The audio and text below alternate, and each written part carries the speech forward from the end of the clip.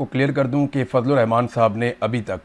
ना तो मखसूस नशस्तें जो उन्हें दी गई माले गनीमत में, ना तो वो इस्टेब्लिशमेंट को वापस की हैं, ना ही फजलुर रहमान साहब ने अभी तक जो फॉर्म 47 के ऊपर उन्हें आसिम मुनीर साहब ने इस रजीम में तोहफे दिए हैं, ना उन्होंने वो वापस किए हैं, ना ही जो लोग उन्हें तोहफे के तौर पे दिए गए ना उन्होंने वो वापस किए हैं।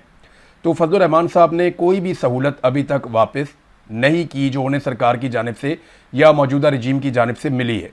और वो इंजॉय कर रहे हैं उन सारी चीज़ों को, और उन सारी चीज़ों के ऊपर बैठे हुए हैं। कौमी असम्बली से, सूबाई असम्बली से उनके लोग तनख्वाहें ले रहे हैं, सेनेट से उनके लोग तनख्वाहें ले रहे हैं,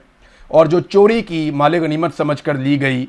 मखसूस नशस्तें हैं, उन नशस्तों पर भी उनकी ख़वातीन तनख्वाहें ले रही हैं या अक़लियत के लोग तनख्वाहें ले रहे हैं। तो फजलुर रहमान साहब का इनकलाब सिर्फ इतना ही है कि मुझे हीरो माना जाए, मुझे लीडर माना जाए, लेकिन उन्हें लीडर तब माना जाएगा जब वो लात मारेंगे एस्टेब्लिशमेंट की दी हुई उन तमाम चीज़ों और उन तमाम नवाजिशात को जिन पे वो इस वक्त इंजॉय कर रहे हैं।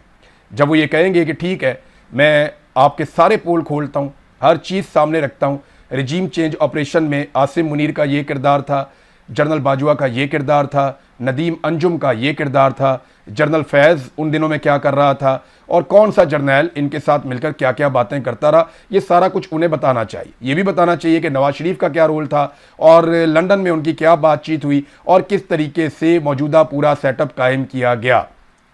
जैसा कि जावेद हाशमी को उन्होंने कुछ चीज़ें बताई थी कि 1.25 साल पहले ये फैसला हो गया था, 15 महीने पहले ये फैसला हो गया था किसको कितनी सीटें दी जाएंगी।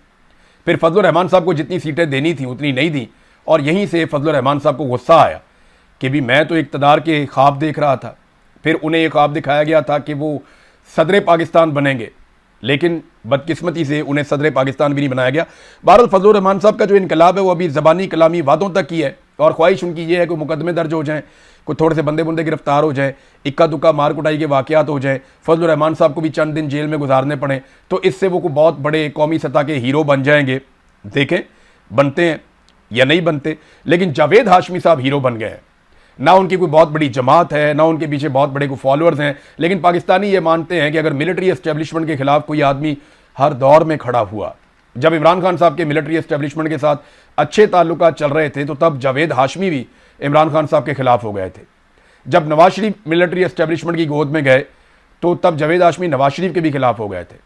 तो जावेद हाशमी ने हर दौर में लंबे अरसे से मिलिट्री एस्टेब्लिशमेंट का मुकाबला किया। कम से कम परवेज़ मुशर्रफ के दौर के बाद से लेकर अब तक आखिरी 25-30 साल तो उन्होंने शानदार गुजारे मिलिट्री एस्टेब्लिशमेंट के खिलाफ।